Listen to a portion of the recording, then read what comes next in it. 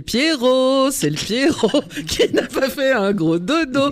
C'est Pierre et Mono qui a négocié avec Fla pour venir nous faire l'humour un lundi matin. Bonjour Pierre, vous avez passé un bon week-end ? Bonjour Dominique, j'ai passé un week-end absolument délicieux puisque je savais que je devais me lever donc à 6h aujourd'hui, ce qui a rendu un tout petit peu plus rude que prévu. Et surtout, bonjour à tous, chers auditeurs, me voilà ravi de vous retrouver cette semaine. Donc j'étais absent la semaine dernière parce que Fla ne sait toujours pas lire un tableau Excel. Bon, enfin, je l'aime beaucoup, il est très amusant, on ne sait pas toujours pourquoi, mais il est très amusant.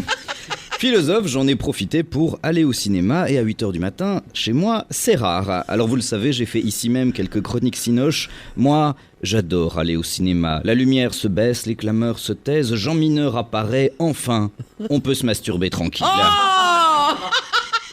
Parce que j'ai essayé les bus, les stades de foot, c'était compliqué.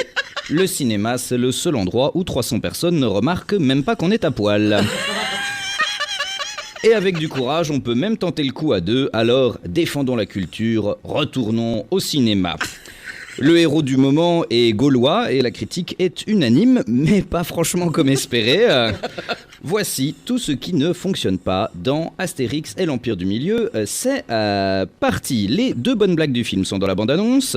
L'histoire n'est qu'un prétexte à faire des sketchs, donc on n'y croit pas des masses. Zlatan Ibrahimovic a l'air d'avoir appris son texte en phonétique. Le casting des caméos est plus long que ma liste de courses de Noël. Les Asiatiques s'appellent Banane et Tofu. On fait des blagues sur la musique qui fait Ching Chang Chong. Et Philippe Catherine est le meilleur acteur du film car il a le mérite de n'apparaître que 30 secondes. Voilà, 65 millions d'euros de budget, je le rappelle. Décidément, avec l'inflation, le prix du navet a bien augmenté cette année. Alors, autre blockbuster au cinéma, j'ai finalement été voir Avatar 2. C'était sympa, un peu long, surtout les 6 dernières heures. C'est bien simple, j'y suis allé pour la séance de midi, j'en suis sorti à 23h le lendemain. Et pourtant, le scénario se résume en 30 secondes, je vous le fais. Au début du film, les enfants sont trop cons, donc ils se foutent dans la merde. Au milieu, les enfants sont trop cons, donc ils se foutent dans la merde. Et à la fin, les enfants sont trop cons, donc ils se foutent dans la merde. Et il y en a un qui meurt. Étonnamment, le film n'est pas en lice pour l'Oscar du meilleur scénario. Mais enfin, il y a mieux. Dimanche, je me suis rendu dans un tout petit cinéma. Est-ce que vous êtes déjà rentré dans un cinéma d'art et d'essai ? On les reconnaît vite, on a l'impression qu'ils ont été rénovés pour la dernière fois en 78. L'écran fait la taille de ma télévision et parfois le sol est en pente inversée. On monte à mesure qu'on s'approche de l'écran pour être sûr de ne rien voir, mais de pouvoir vivre le vertige du grand cinéma avec un tout petit écran donc. Et ce dimanche, j'ai été saisi, alors il faut que je vous en parle, j'ai vu Vaincre ou mourir. Alors vous en avez peut-être entendu parler, c'est ce film qui raconte les guerres de Vendée pendant la Révolution française et qui a été financé par le Puy du Fou. C'est celui-là même. Alors, point culture, le Puy du Fou, c'est un parc à thème où l'on revit cette belle époque du Moyen-Âge, quand il n'y avait pas le chômage, la gauche au pouvoir et Aya Nakamura. Le parc a été créé par Philippe de Villiers, que je surnomme gentiment le Fou du Puy. Un homme politique qui parle un peu comme ça, hein, qui aime pas trop les étrangers parce qu'ils menacent l'Europe, hein, qui aime pas trop l'Europe parce qu'elle menace la France, et qui aime pas trop les Turcs dans l'Europe parce qu'ils mangent pas de jambon. Voilà, c'était ma meilleure imitation, profitez-en bien. Mais venons au film. Alors, Vaincre ou mourir a fait parler de lui pour son révisionnisme, et pour cause. Tous les partisans de la République sont des méchants assoiffés de sang qui veulent l'égalité, ces salopards.